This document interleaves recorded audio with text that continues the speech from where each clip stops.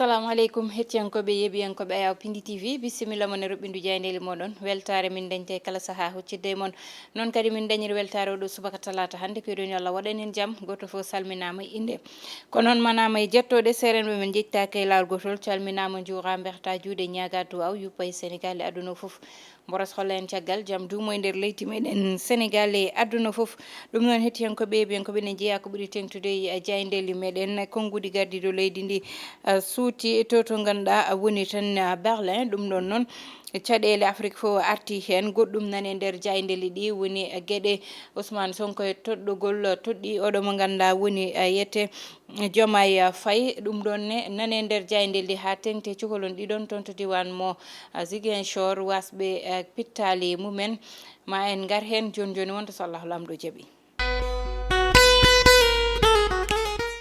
noon tigui hettiyankoɓe yeeɓiyankoɓe gudditiren jayde gendire le soleil jayde le soleil e oɗo subaka hande ari tan ko e banggue yette gardiɗo leydi ndi plaidoyer waɗi faade tan e gueɗe Afrique foof walla tan dendagal leyɗele Afrique ɗum noon wona haala Sénégal tan o haali townete kanko gardiɗo leydi ndi ɗum ɗon noon toon to diwan mo Berlin suuti konngudi makko ko wiide tan Afrique yooɓe ƴeew ha yaara yesso te pour ɗum ɗon wona ma won ko ganduɗa yete kay maɓe darnu hen koyɗe mabɓe ha joni e nder jayde le soleil ɗo mo ganduɗa woni Moussa Bocar Thiam tottaɗo kay gueɗe paaɗe e banggue tan yete gueɗe paaɗe yete ko fayi e communication o suuti konngudi makko kay fanude e banggue le soleil RTS ɓe ganduɗa woni APS o wi tan ɓe kay gonani fayit ɓaɗaki fayit ha joni garen e jayde wonde nde ɗon jayde noon ko tan jayde tribune e oɗo subaka kañum ne ari tan ko wiide yete gardiɗo leydi ndi kay nani yaaha kono nani yiɗa addude caɗele ɓe mbi tan ko gaynugol makko way kono ko caɗele arata saabu nde ƴewtinda yete gueɗe kewɗe o ari hen nde o huccite ɓe toon to ganduɗa woni diwan mo Kédougou to yano to yete ɗum ɗon noon kanko gardiɗo leydi ndi o suuti konngude tan ko wiide yete ko heewi nane nder leydi ndi woni réalisation ji ɗi o waɗi te ɗiɗon réalisation ji kay kollitaka saaha foof so yimɓe makko jooɗima goɗɗum kalata ko fayani réalisation ji poɗɗi hollirede saabu kay ko ganduɗa kay ne wawi yiyede ɗum noon wona ko ganduɗa ina tan yiile walla ni ihnite saabu liggey makko ko liggey mo ganduɗa kay amo goto fof ne wawi fawde hen hitere muɗum kono jottoɓe mbaɗa ɗum défendre ko ɓen woni ɓe o ngala ha joni tan ko ha joni ɓe garti tan e tan namdogol ganduɗa jayde tribune ari hen woni holko saabi wonduɓe gardiɗo leydi ndi mbawa hollidde liggey gardiɗo leydi ndi e ɗum ɗon noon ɓe gari hen meren ha joni jayde le point noon kañum ari tan koye liggey mo Abdoulaye Dieye watta liggey badɗo fayida mantiniɗo gam tan ɓurde wawde libde ɓe ganduɗa goni lulliɓe ɗum ɗon noon ko tan wadde collecte parrainage uji no wawi fodde foof no ɓuuri hewirde fo woni darde makko kanko Abdoulaye Dieye wiide tan kanko DG mo AIBD oɗo kay amo dari koyɗe tidde gam tan wonde caggal Amadou Ba addande ɗum parrainage uji garene jayde besbi le jour noon ɓe mbi tan ko oɗo saaha kay ko choc tigui saabu oɗo mo ganduɗa woni Amadou Ba e tan oɗo biyeteɗo Diomaye Faye kamɓe ɗiɗo ɓeɗon noon goni candidat ji ɗiɗi goto wo mo Macky Sall goto wo mo Ousmane Sonko ɓe mbi noon ɓeɗo ganduɗa ko ɗiɗo inspecteur uji des impôts holno jogori wonde huccodiral mabɓe ɗum tigui woni ko ɓe gaddi oɗo subaka kanko kay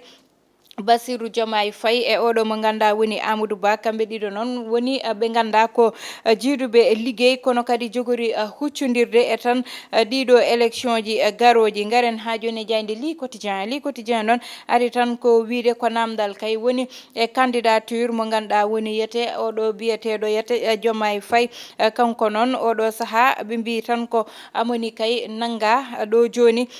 beele ma candidature makko jaaɓe ɗum ɗon ko namdal ɓe garti kadi banggue goɗɗo woni yete wawa yaade kay e candidature mo ganduɗa ko candidature anonyme wonta kono kay ma il faut o ɓaaro e landa mo ganduɗa ko kañum tigui o nawata récépissé muɗum gam wawde wonde candidat ɗum ɗon noon ko woni yete Bassirou Diomaye Faye mo ganduɗa woni plan B mo tan ko ganduɗa kañum woni landamo tan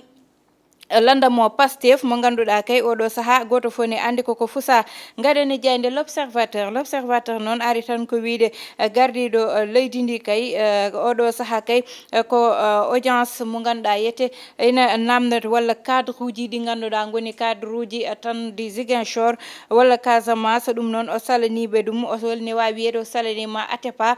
tan audience mo yinno kuccodiral yinno huccidde makko ɗum noon o wi hen ñet ɓe mbi Diomaye Faye beele ko tan choix mo ganduɗa ete waɗama calcul aji ɗum kadi ɓe gari hen ɓe gari noon e ko ganduɗa keewi e galle kay oɗo mo ganduɗa woni Serigne Maodo Sy Dabakh tan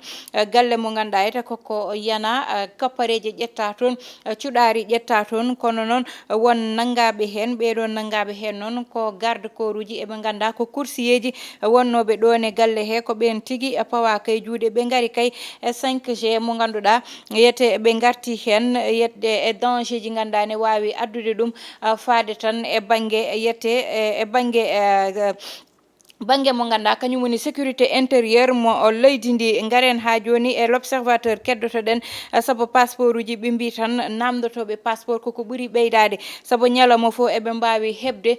ujunere ɗi ganduɗa ete ko demande uji passeport eɓe mbawi hebde ko tolne 40 912 document ji ɗi ganduɗa aɓe keɓa ɗum gam tan ɓe ganda ko yiɗɓe hebde passeport uji e tan no foti duuɓi dañi e ko way noon ɗum fo noon ɓe garti hen garen e jayde les échos noon e oɗo subaka ari tan ko wi e air sénégal noon ɓe mbi ko caɗele tigui wondi oɗo saaha ɗeɗon caɗele noon ne wawi wiyede tan ko waɗɓe ɓe yete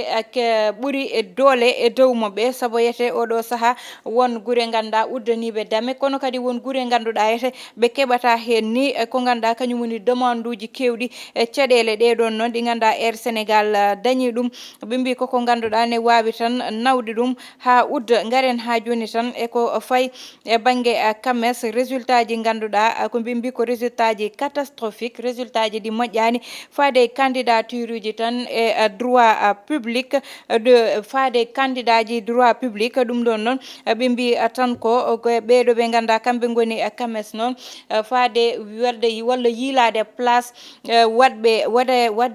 agrégé ji ɗum noon ko caɗele tigui ari ɗon yete saabu ɓe mbi ko guila yete kitale 2001 2003 2009 2013 2017 2021 et 2023 ko tan zéro agrégé ɓe mbawi wiide guila nden ha joni ala fo tottaɗo kay walla piilaɗo ngol ɗo lefol wiye ko agrégé ɓe mbi noon ko dutogol caggal tigui ƴewtidagol e banggal ngal ɗon garene jayde libération noon toon to ganduɗa to diwan mo Ziguinchor yahata toon to Bignona noon ɓeɗo sukaɓe cukalon ɗiɗon goto o duuɓi 4 goto o duuɓi 5 heɓata ɓeɗon noon gummino e galleji mumen mbiɗe tan jahata ko boutique gam sodoyde ko nden ɓe mbayri yiyede caggal mum ɓe jiiti comci mabɓe e tan ko ganduɗa woni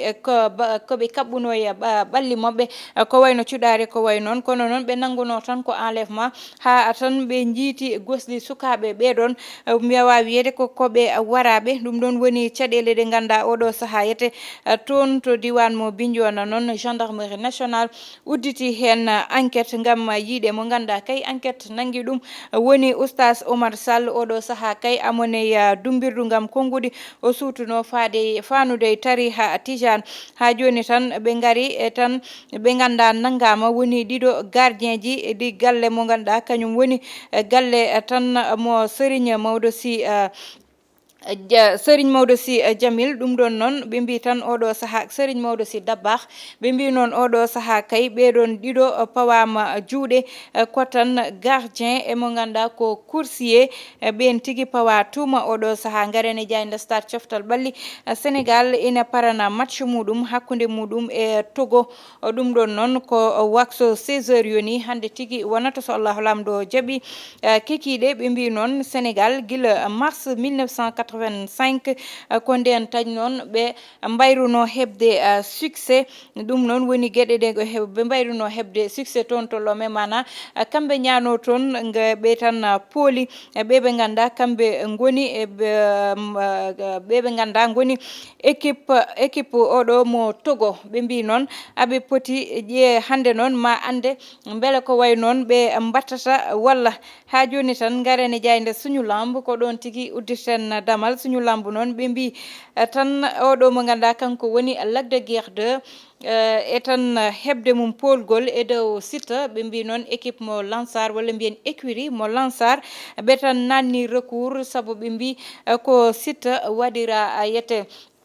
avertir ko Lac de Guiers 2 waɗi ɗum woni yaltude ha caggal sakoji ɗi ɓe mbi Lac de Guiers waɗi ɗum te tottaka avertissement ɗum saabi nannoyde ɓe recours kamɓene e salade ɓe tan koɓe foolaɓe hettiyankoɓe yeeɓiyankoɓe joni gudditen hello wonko noon tigui hettiyankoɓe yeeɓiyankoɓe garen noon walla keddoɗen toon to diwan mo Bignona e ɗeɗo gueɗe ɗe ganda kewi to nete sukaɓe ɓe ganda ni jiilotono ko tolne 56 ñalawmaji ka walla mbiyen 46 jours walla mbiyen lewru e balɗe 16 ɓeɗo sukaɓe ine jiile jiitaka ɗum noon nde ɓe jiita ko tan goslima ɓe jiita ne wedda e nder ndiyam kamɓe cukalon konɗon noon woni ko ganduɗa noon ko gueɗe musɗe kewɗe toon to diwan mo Bignona saabu jaltunoɓe tan wiide ko yahoɓe boutique sodoyde eko way noon ha wattidiɗo gendarmerie noon udditi hen enquête gam andude holi waɗɓe ɗeɗo gueɗe bonɗe konɗo cukalon ganduɗa ko mumum toon goto dañi tan ko duuɓi 5 goto ne tolni duuɓi 4 ne woni noon ko ganduɗa ni hulɓini oɗo saaha ko kewata e banggueji walla tan e nder Sénégal tawa yanata koye dow sukaɓe ɓeɗo majja yiite ɓe majja gonta yiitede kono kadi ko ɓuuri hen musde ko woni yitude ɓiyum tawane wara e ko way noon wawɓe warde en tout cas ne hulɓini ne hamni seeɗa haalde gueɗe baɗe ni welani ni e ɓernde saabu cukalon ɗiɗon hande nangueɗe mbaɗe niyete tan woni ko ganduɗa dal hulɓinimo te fo noon kewata koye nder leydi meɗen saaha fo manque de sécurité insécurité ne haala e nder leydi ndi ko way noon ko wayni noon wonata firnde hollidde tan insécurité wonɗo ganduɗa nan toon insécurité wonɗo ganduɗa nani jooɗi ɗon ɗum ɗo fo noon ne foti haɓede ne foti daranede ha ɗo ganduɗa so tawi ko jignaɓe yoɓe ɓuur wattude hakkille e sukaɓe so tawi ko ɓeɓe ganduɗa goni laamu yoɓe ɓuur wattude hakkille e sukaɓe so tawi ko société o wadde ɓuur wattude hakkille e sukaɓe en tout cas wonɗo faay woni te oɗon faay ne foti ƴewtede saabu hande ko wiyete ko jogori dañde daña tan a wiyat saaha wonɓe ganduɗa goppat sukaɓe mumen ndenata walla ko way noon jiiya mo ganduɗa hooɗi koye rende ñande foof ɓiyum hunde heɓa ɗum gon kam so hunde heeɓi ɗum ma ande koko ganduɗa ummi koye juuɗe Allah tigui kono noon ɓe ganduɗa kadi ndenata saaha foof cukalon ummade saabu duuɓi tate duuɓi nayyi ala duuɓi nayyi duuɓi 5 ala ko andi saka ne wawa nawde hoore muɗum boutique eko way noon ɗum ɗon fo noon yo jignaɓe ɓuur tan uddidde guite mumen yo ɓuur uddidde hakkillaji mumen mbatta e sukaɓe ɓeɗon neɗɗo sa jooɗima yo ɓesgu ma taroma ya anduɗo ɓesgu ma woni sa jooɗima minute aji ɗiɗi ayi an nanani ko dilli ummo ƴeewa ɓesgu ma holko dillata e holko woni kono so tawi kadi ko jignaɓe jiɗata foftade mbiya ɗum da bujoy ya soodoy naggam walla ya jooɗoyo to walla ya fijoy walla ya waɗoy football jinmi ko foftade ne hulɓini neɗɗo seno yo foftoɗo e sukaɓe muɗum saabu rende cukalel weeɓani rende ɗum hande diwi weeɓani wadde noon yo ɓuur wattede hakkille saabu jamanu o joni koko mettini hamni foof wawa haalede hettiyankoɓe yeeɓiyankoɓe ɗon guddirten ruɓɓindu jaydeli meɗen tuttude wonade gongol so Allahu lamdo jaaɓi bani moon debbo Aissata Ndiaye wonno heɗano ene banggal caméra ko Djiby Dieng to montage ko Ali Fall